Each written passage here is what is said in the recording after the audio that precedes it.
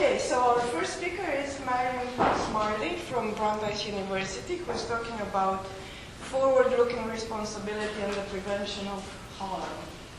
So you have in total I don't remember my titles. Good morning.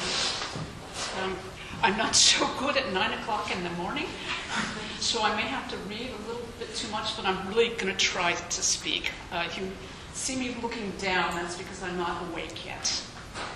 So my paper has two related goals. The first is simply to make sense of the notion of forward-looking collective moral responsibility. Philosophers generally focus on backward-looking responsibility, moral or causal, to the neglect of its forward-looking counterpart, which of course is unfortunate, since so much of what we now need to worry about in moral life is acting collectively in the future to prevent harm. The second goal that I have in mind here is to make explicit the normative considerations that do and should go into ascribing future-oriented, forward-looking collective responsibility. And in particular, I have in mind forward-looking collective responsibility for preventing harm that has been caused in the past, but also for bringing about other desirable states of affairs in the world. In pursuing the latter goal, I make two claims here, and this is a short amount of time. I'll make these claims both very briefly. The first is that causal responsibility for harm is not the only or even the most important requirements for ascribing future-oriented, forward-looking causal responsibility in the world. And that goes counter to everyday practices, some people's intuitions. Often you hear, well, you caused the harm, it's your problem, solve it. I'm going to be suggesting things are much more complicated than that, and in fact, causal responsibility only plays a, if not minor role, at least equal role to things like utility, rights, justice, etc.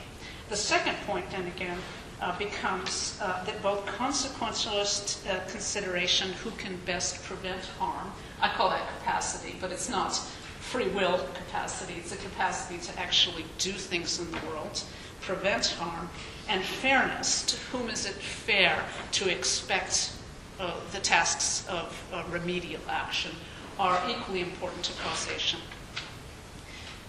Normally, I wouldn't have to start off by saying what the subject matter of my paper is, that is forward-looking collective responsibility, because normally speaking, people would have written reams and reams on the topic. But I've discovered here that almost invariably, not invariably, but almost invariably, philosophers tend to look backwards, as I've said, and if they move forward, assume that forward-looking collective responsibility is somehow just an offshoot of its backward-looking counterpart. We can somehow extend the past into the future. What I'll be trying to do is suggesting here, A, that's not the case, but B, therefore, that we need to actually define the beast. So if you don't mind here, let me take a few minutes to just specify, as an analytic philosopher, we do these kinds of things in a very boring fashion often, specify what forward-looking collective responsibility is. Like its backward-looking counterpart, it focuses on groups, and we are talking about collective responsibility here for a particular state of affairs in the world. But unlike backward-looking collective responsibility, it doesn't make responsibility out to be a matter of having caused an existing morally problematic state of affairs. Instead, it makes responsibility out to be a matter of being morally charged with, responsible for, bringing about a state of affairs in the future which we as a community construe as desirable in one way or another. Since forward-looking collective responsibility requires and not just asks a group to bring about a desirable state of affairs, it has much in common with being morally obliged. So it's really almost a different kind of beast than its backward-looking counterpart. But the emphasis is different with regard to responsibility versus obligation here. So too is the level of flexibility afforded to the moral agents. In cases where we use the language of moral obligation, we make clear that a group has to do a particular thing. In cases where we use the language, that was in the case where we use the language of obligation, we insinuate that the agent has to do what we specify is called for. In cases where we use the language of responsibility, we allow the group to use its own judgment. Okay? So in talking about responsibility, there's more judgment in figuring out how best to bring about a particular state of affairs. Therefore, we talk about practical judgment. The moral importance of each kind of collective responsibility follows accordingly. Backward-looking collective responsibility is morally important because of the association with blameworthiness. In cases where backward-looking collective responsibility is modeled on the traditional Kantian notion of moral responsibility, blameworthiness is supposedly inherent in group causation itself, free will. That's probably going to be impossible. I've argued elsewhere that it is. But that's what Kantians argue, and Kantians therefore have a huge problem when it comes to talking about collective responsibility. In cases where backward-looking collective responsibility is a condition rather than the source of blameworthiness, the blameworthiness in question tends to point us to something more like social accountability. So once causation is a condition, think Aristotle, think John Dewey, think utilitarians, then all we need to do is show that collectives can cause something, but they have to do something else, like not have a valid excuse in order to be held responsible. A much looser way of talking about backward-looking collective responsibility, which I've defended elsewhere and I think is much more feasible. In any case, what about forward-looking collective responsibility with respect to blame? While it's not completely removed from matters of blame, we sometimes blame individuals for not carrying out their responsibilities. Its moral importance doesn't lie with an association between it and blameworthiness, nor for that matter does it have blameworthiness as part of it. Instead, it's morally important because of its association with two other things of value, namely the state of affairs that we hope will result from a group's taking responsibility, and or the virtuous character of a responsible group. A group that is careful and attentive in pursuing those projects assigned to it. Another way of getting at the differences here is to look at their requirements, that is, the differences between the two kinds of collective responsibility. What does each kind of collective responsibility require of the world, in the world?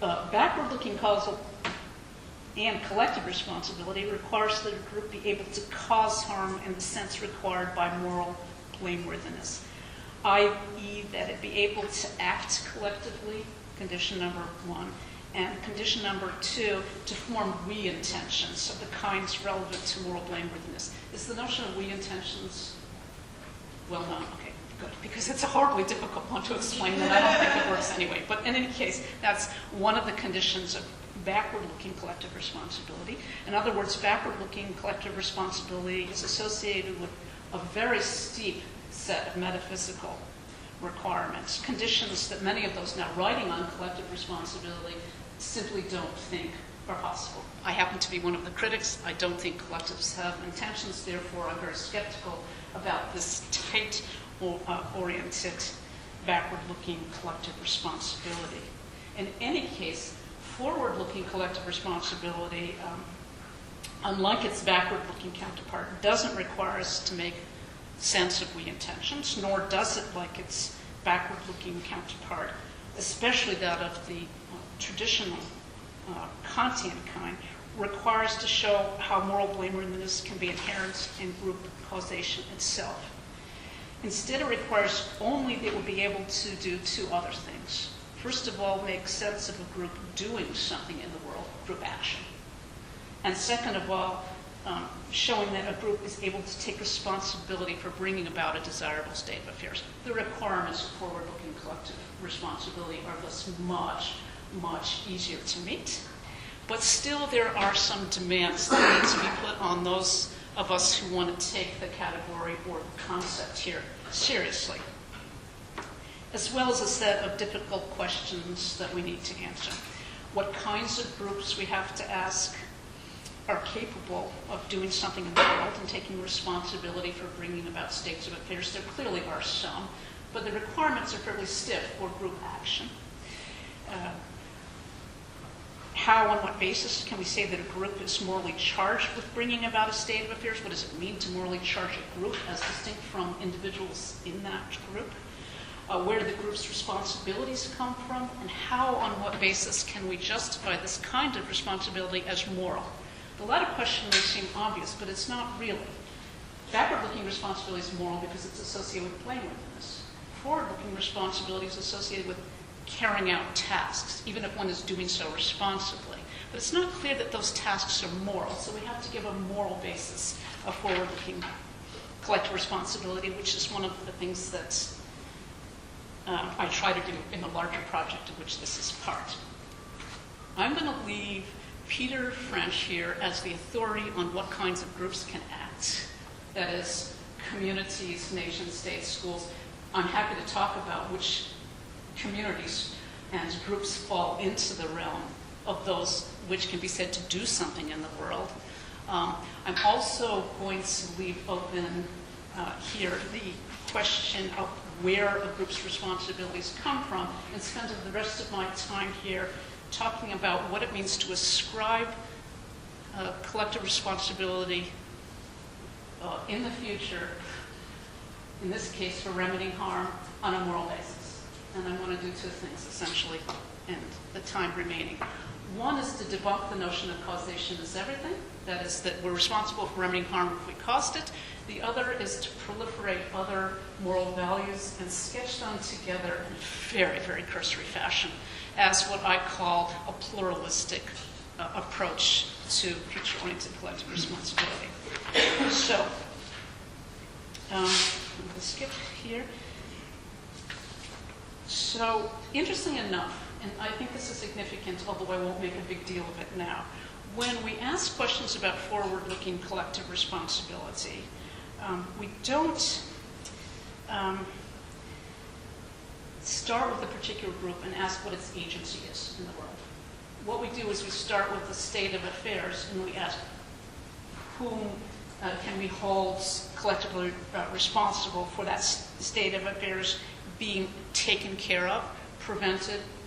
We ask of a state of affairs, who should we hold responsible in the sense of ascribing these tasks of remedy to them? So we ask questions like, is Corporation X responsible for ensuring the world's poor have adequate amounts of food and medical care? Is the U.S. responsible for eradicating racism and poverty in its midst? In other words, we want to figure out how to get something done, and we're going to ascribe collective responsibility to do it. In responding to these kinds of questions, moral philosophers sometimes make straightforwardly utilitarian claims, but much, much more frequently, they dwell on causation. So they argue, well, if we want to know who's collectively responsible in the future for getting rid of racism in this case, or poverty, or famine in the world, we ask who caused it. So what are we to make of the choice to ground forward-looking collective responsibility in causation here? Let me turn very briefly to the case of the U.S. and its purported responsibility to eradicate racism and poverty in its midst. Since future-oriented collective responsibility is attached to a group, and since a group here, in terms of the context of the problem before us, is not simply a collection of individuals or classes, that is, in this case, the wealthy, or races, in this case, whites, we have to look at a group that can self-consciously do something, which means we have to look at a group of purposes. I argue elsewhere that putting whites and women and men and African Americans into a group says nothing about purposefulness. So we can't focus our attention there. Instead, we have to focus our attention on purposeful action, and that means, in this case, the U.S. government. We see those like David Lyons who want to ascribe moral responsibility for future action on the basis of past history, saying things like this, according to David Lyons. The federal government has a primary obligation to ensure equal opportunities, to ensure the social arrangements before us provide a fair share or favorable life prospects for each child. No morally defensible system of social organization would fail in that responsibility, given the historical background, and this is the point, that was articulated above. It also seems undeniable that the government is morally bound to eliminate unfair inequalities in opportunity that it has wrongfully promoted. Causation leads to moral responsibility into the future, even when associated with groups. Iris Young makes a similar claim, although Iris Young doesn't focus so much on history as she does on structure. From Iris Young's perspective, moral responsibility follows from causal responsibility, but it's the causal efficacy of structures, in her case, capitalism, that we need to focus on in order to explain why the U.S. government is morally responsible for remedying harm not only domestically but around the world. She calls this future-oriented collective responsibility. She's one of the only people who does so. I won't go into each of their analysis in detail, but let me point out here why I'm a little concerned about each of them for similar reasons. And all the reasons that I have in mind require us to face three realities. First of all, in many cases, the particular group under scrutiny will not be the only candidate for causal status, nor will its causal contribution necessarily be as great as that of others. Second, forward-looking collective responsibility is described for the purpose of ensuring the success of a particular moral project rather than the purpose of gauging the moral agency of a particular group. So I've been arguing, or I argue much better, more long-windedly elsewhere, that once you define collective responsibility in the future in the way I have, you automatically focus on the state of affairs and not on moral agency, and you focus on making that state of affairs better. Third, there are many important moral projects in the world to pursue, and we can't pursue them all. So even if you're a saint, you're going to have to choose on what to do moving forward. If you have the capacity, and even if you don't need to be held accountable by others, you're still going to face that very big challenge of choosing where you focus your moral attention. So how do we deal with all these things? Multiple causes to begin with. Here, I'm going to start skipping. Here we can't be satisfied with simply knowing that there are many causes and therefore many sources of remedy here in the way we might be able to do if we were focused primarily on moral agency. We could just say, well, everybody's a moral agent.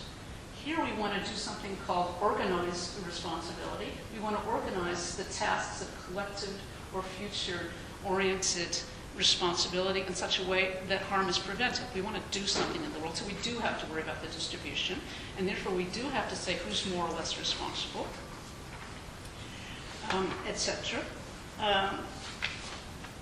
So therefore, we can't just stop here with causation per se, nor can we ignore the fact that we have multiple values involved. So some kinds of harm are worse for us than other kinds of harm.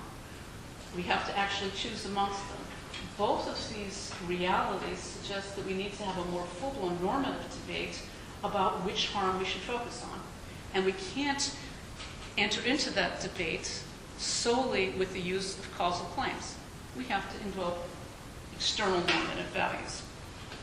Okay, so I make a bigger deal of that in the larger work.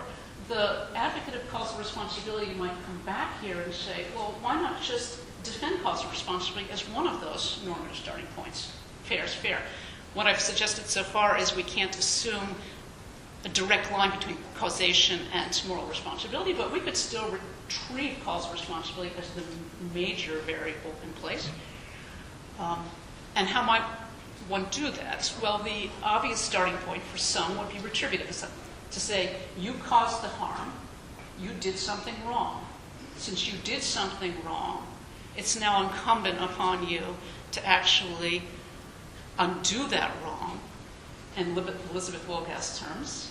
And so we can move, the argument goes, from causation to moral responsibility via the performance of a bad action. Why not? Well, I suggest, get it much greater length elsewhere, that while such a retributivist approach might have a chance in cases where a group self-consciously caused harm, it would not appear to work at all in cases where a group unself-consciously caused harm through its support of institutions. This is Iris Young's thing. You can be unself-consciously supportive of bad institutions that are racist and that create a great deal of suffering in the world. What happens if you're not conscious of doing so? You might be let off the hook, depending on your position vis-a-vis bullshit excuses. And that would mean that collective responsibility into the future would be bankrupt. If we can't hold people responsible for things that they're not aware of doing, then we're not going to get much work done. So why not here and give up on causal responsibility altogether? I argue we shouldn't do that, but we should make it one of several other considerations. We have to work with them together in a pluralistic model. One of the major, I'm going to be winding down here. One of the most important inclusions there would be the problem-solving approach of someone like Bob Gooden. So Bob Gooden says, the hell with causation. Let's just move forward and say who can solve the problems, and we'll make them responsible. There's a lot to be said for that, and in fact is where I place my greatest emphasis when I developed this more pluralistic model. I think it's a very good place to start. But of course, you can't stop there in the way Gooden does, because all of a sudden, all sorts of disclaimers come up. Now, these are intuitive disclaimers, and I don't want to make of them, but at least we have to think about them. So, by way of sort of winding down here, let me mention a couple of these other moral concerns that we have to fold in together to a model that includes both causal responsibility and problem solving. Okay? So,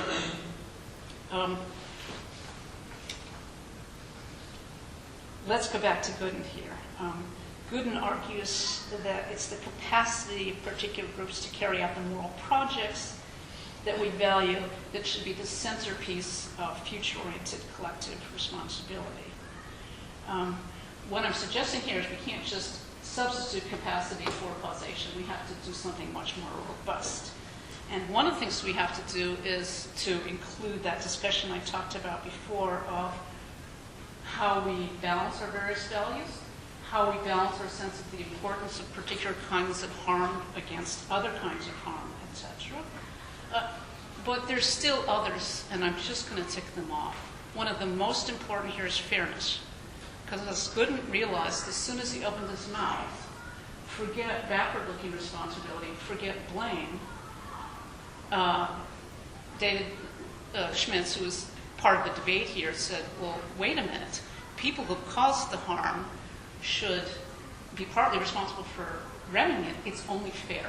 So the concept of fairness gets invoked very early on, and I think rightfully so. And you'll see this all the way through various discussions of future-oriented collective responsibility amongst practitioners. I've already said I think philosophers have fallen really down on this matter, but you see somebody like Alexander Brown, who's a political theorist. I take maybe everybody here knows him, and I don't personally, who in writing about who's responsible in the welfare state of the UK for remedying drug problems, argues very straightforwardly the people who actually cause the drug problems. In some cases, those are the addicts themselves. In some cases, the family. And not only does he say causation is primary here, in fact, he doesn't even say that in many places. Instead, he says it would only be fair. It would only be fair to hold those responsible for remedying harm if they did something wrong or if they caused harm. Well, what's the notion of fairness? It seems retributivist, but it might be more robust. And very little is said about that, but we might turn here to a couple of other takes on collective responsibility and fairness that could help us out. And the one I happen to like best is Michael Walzer's. So let me just recite Michael Walzer's take on where fairness comes into play with regard to causation and then give a genuine conclusion. So Walzer argues here that if we really care about the future, we're going to need to basically ask what our own identity is in the collective. So that's the most important thing I think he says. And he argues that here in this context that membership is important because of what members of a political community owe to each other. And the first thing they owe to each other is the communal provision of security and welfare. As you know, if you've read Spheres of Justice, he goes on to define the community in terms of welfare. But the important point here is that it's by virtue of membership here that he can define fairness. Fairness is doing for members, and therefore to do for those within our own community has this robust notion of fairness associated with it that he then goes on to bring together with causation. So in the larger model that I provide, it's a little cheap and easy to bring everything together. But I argue that you have to take all of these values into consideration. You can't just have one starting point, causation, capacity, fairness, or whatever. You have to take all of them into consideration, and you have to fold them into a robust debate about ascribing collective responsibility in practice. And here's my conclusion here. Instead of going into fairness, which I do a lot more in the larger work, this is part of a much larger book that's not finished. So let me conclude here, or say by way of conclusion, three more general things about forward-looking collective responsibility itself. First of all, while we would do well to focus our attention initially on configuring and distributing forward-looking collective responsibilities in ways that help us to bring desirable states of affairs about in the world, we can't treat capacity or causation to do good as the only or even the primary basis of ascribing collective responsibility into the future. Instead, we have to make room for that host of other practical and normative judgments that I've just alluded to, including whose interests count in the community, how we value particular projects, where rights lie, fairness, etc., most of which come up as rejoinders to robust descriptions. Second, these judgments are not simply add-ons to future-oriented collective responsibility, nor are they kinds of judgments that we can always agree upon. Instead, they're judgments that are both integral to collective responsibility. So sometimes they're viewed as add-ons. Well, just think about this. I'm arguing that they're part of collective responsibility going into the future itself. And finally, while the salience of the various practical and normative considerations that I've cited above will presumably vary from case to case, and do so in accordance with the nature of each case, that is, i.e. whether security is an issue or not, we can't privilege any one of these considerations over the others theoretically by treating it as of overriding importance to forward-looking collective responsibility, nor can we treat any one of these considerations as the basis for forward-looking collective responsibility, which is the kind of thing philosophers always want to do. Instead, we have to bring them together into a pluralistic framework for ascribing collective responsibility into the future. In the larger work, I take on a lot of case studies here. I've been very abstract. I just want to get the conversation going at the end.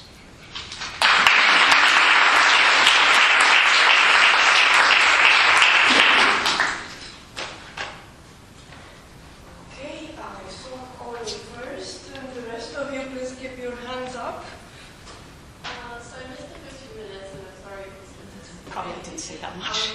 But I wanted to ask you, if it's mere causation that's supposed to be doing the work, how is it that you draw a distinction between things like tectonic plates that are causing earthquakes? Great. That's fabulous. That's a great question. And I'm trying to say, I think, if, depending on how you want to do that distinction, it seems like it's going to undermine the retributive justification. So maybe you can go consequentialist and say something like, well, there's still really good payoff for holding things like collective responsibility merely cause harm, and not things like tectonic plates or earthquakes and what comes of that. But then it looks like whatever the consequentialist justifications can be for that, there might be even more effective things that we can do that would justify not holding things. So That's great. That's a great set of questions. I'm not sure I can go through all of them. So the first point about distinguishing causation from causal responsibility is an extremely important one. We generally speaking only talk about causal responsibility when we're talking about human beings. So there's already a notion of accountability associated with causation. Sometimes we talk about natural phenomenon being associated with causal responsibility, but we often, in doing so, make a point not to talk about blame. So I've argued this like my whole life. This is really embarrassing. In association with individuals, I think it also works for collectives, that's what the distinction is. But the important point, once we talk about accountability, of course, is to say that there are social rules of accountability and social rules of causal responsibility, so it's not pure causation. In fact, even descriptions of causal responsibility are relative to our own starting points. Point 2, many of those starting points are consequentialist, as you point out. So I would argue that when we hold others causally responsible, even if we're only supposedly talking about causation, we're doing so with practical projects in mind. We're trying to remedy harm. So I don't want to say that it's all utilitarian and purely causal, because I want to retain the notion of agency there. But let's face it, it's also a matter of which agent we choose who could solve a particular problem. And I really also agree with you totally that there may be other ways of solving the problem, so that the macro practice of causal responsibility, that is ascribing it, not just ascribing it in a particular context, but ascribing it altogether as a practice, are also consequentialist. Sometimes we may want to just cool it with constantly holding people responsible, because there are better ways of going. On other occasions, for consequentialist reasons, we might want to hold people responsible because we get things done. I'm so enamored with your comment yesterday that it would be irresponsible to let go of responsibility. So I do want to hold it there because I think there's something scary about losing it. But it's flexible. So that was great. Thank you. I think so. Yeah. Thank you for your talk. I loved it. But I kept worrying about what kind of forward-looking responsibility you were talking about. Because Miller talks about remedial responsibility has this huge list of 6 reasons for why someone might have forward-looking responsibility to do something about a problem. And then there's this idea of prospective responsibility, or I think Ross calls it responsibility time consistency. That we have responsibility to preserve a state of affairs or to protect the state of affairs. And I wasn't clear which of the two we were talking about. And there's a third one, which is just to bring out states of affairs that are desirable. And I collapsed all 3 because A, was short on time, but B, also because I'm hoping there's a kind of forward-looking collective responsibility that covers them all. And that is because of the notion here that it's a loose kind of obligation, if you want to call it that, which we ascribe collectively on the basis of all these other considerations for pursuing all 3 kinds of projects.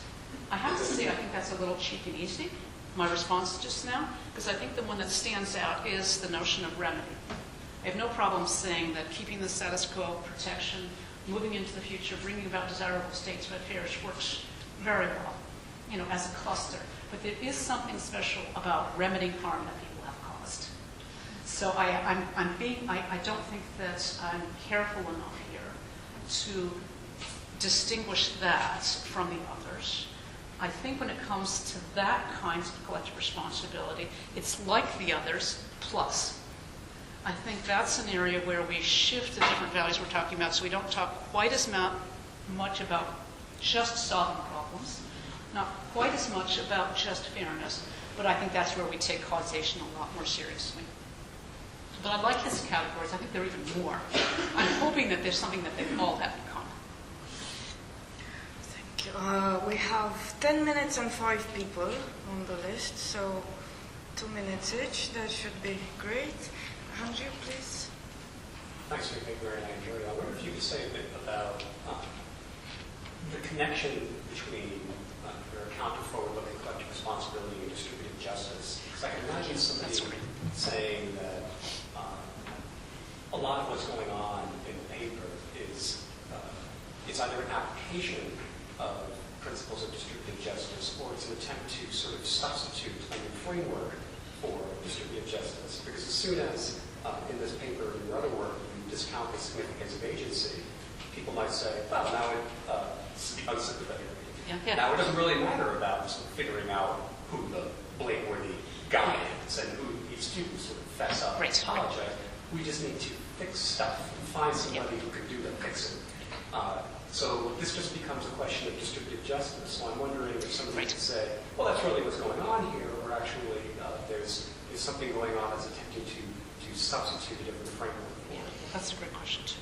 So I take agency really seriously, and I want to retain it, but at the same time, I don't want to locate all sources of responsibility in free will or the moral agent. So I've got a problem. I solve the problem in almost exactly the way you suggested, although I want to enhance your description. So you're absolutely right. I start off with a distributive model, the distribution of responsibilities. Tasks, but thoughtful tasks, which allow agents to actually figure out how to carry them out. But, and this is where I might differ from your description, actually it's an add-on, but it's a very important add-on from my perspective. I make as one of the conditions of that theory of distributive justice that we only hold people responsible who can be agents of various kinds. So, I even think this is true of backward-looking responsibility, that, everybody has to be an agent, and I have a soft notion of agency. And nowadays I tend to incorporate it into practices of excuse-making. But in any case, if you allow me a very soft notion of agency, I require here in the larger model that's both blaming backward-looking collective responsibility and forward-looking responsibility. Both of these require that in this case, group meets certain conditions of agency. So what happens there? Agency becomes a condition rather than the source of moral responsibility for both individuals and groups. In this case, you're absolutely right, though. I start with this theory of distributive justice, which is consequential, which involves problem solving. I just want to make absolutely sure that we don't place any moral burdens on those who are not agents, and that we damn well better find agents, because that's the only way things are going to get done. So it's a hybrid, but you're totally right. That's the direction that I'm moving in. Sarah? I just have a quick question. So you said right at the beginning that forward-looking responsibility doesn't depend on the intentions and all of this stuff, presumably because you don't have this advantage. I wish. Sorry. I wish that were possible, but I don't think it is. Yes. Yeah. So why is it, and maybe this is obvious, but anyway, why is there any restriction on the nature of groups themselves? I see. That's also very good. Partly it's, I think, that taking responsibility as distinct from having an obligation involves responsible action. That is care and thoughtfulness. And it sounds strange to even ascribe virtue ethics to a group, but I think you can do so. And the only way that one can do so, I argue elsewhere, is to say that the groups in question have to be able to formulate purposeful goals. There has to be some kind of group self-consciousness. It can't be a will. I just don't think groups have intentions or will. But groups can be very self-conscious and work together to have purposes. And if they can't do that minimal amount of work, then I don't think they can act responsibly, and then we shouldn't be talking about them. That's basically how the reasoning goes. So it's precluding certain groups rather than making agency the solid requirement for group responsibility. Brendan? Yes. Thank you very much for this talk, because I think forward-looking collective responsibility is something that doesn't get overlooked. Something that's been sort of nagging throughout this whole discussion is whether or not this is really a discussion of responsibility, or it's a discussion of obligation, or, I mean, and you touched on that in the paper, and say that responsibility is different from obligation, because it's some sort of restriction or obligation, something you have to do. Right. But forward-looking collective responsibility is something you require or have to. It's not just sort of a certain term. But then I think, well, isn't this an account of like a nation of collective duty or some other sort of, I mean, I'm just wondering, when you say backward-looking responsibility versus forward-looking responsibility, it makes it sound like it's No, one of my claims is that they're really very different beasts. But I wouldn't withdraw the language of either responsibility or agency. You're totally right, they're different things, and I wish people would actually acknowledge that, because then we wouldn't have so many problems of trying to alleviate their conditions and requirements. But the question then becomes, as you point out, what about this beast has anything to do with agency and or responsibility? I don't think responsibility is necessarily attached to agency. I think it can be attached to doing things, especially when it comes to groups. And elsewhere I've made an argument that when it comes to collective responsibility, we don't have to just apply individual responsibility models. We can actually talk about a different kind of agency. So let me just spell that out very quickly. I resist the notion that groups and individuals have the same kind of agency. I also resist the notion that they should have to conform to a singular model. So then we need to look at what kind of agency a group could have. And that's where I do, just stand back and talk about purposeful action. That's where I stand back and talk about meeting goals. That seems to me like a kind of agency. But it's not as much as individual free will. Yet at the same time, it's not all the way to just talking about duty. It's a different kind of agency. And therefore, I also think that you can slap the term responsibility onto it, because there's certain requirements about how the group should act. That's where the duties come in. You're totally right. So I'm submerging not only duties, but obligations or tasks, moral tasks, into agency, and saying thereby that we can create a notion of group agency. One of the most controversial things I do is to say that groups or collectives don't have to meet the same requirements of agency. That's not the way the philosophical literature goes at all. So if everybody else is right and I'm wrong, then you're totally on target here. But I think I'm right. So I'm going to at least persist in trying to find that alternative understanding of agency so that we can also retain the language of responsibility. Thanks. We've got 3 minutes, and I've got Avia and Farid on the list. If you could, I don't want to leave one person out. So, and it's my fault. I'll be quiet. If we could have 2 quick questions, that would be great. So I asked a different question at this point. So when you talk about collective responsibility for groups that are not agencies in this sense, do you talk about corporate responsibility or shared responsibility?